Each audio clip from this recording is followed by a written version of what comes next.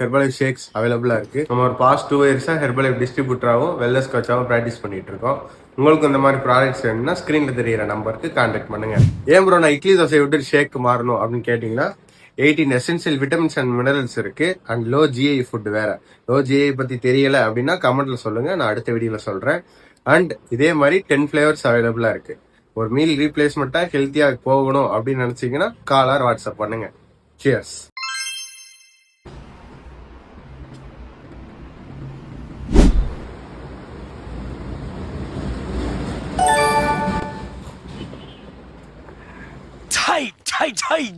அது எப்படி சொல்ல, டேட்ஸை பழமா சாப்பிட பிடிக்காதவங்க இருக்காங்களா, அதில் நானும் ஒருத்தன்.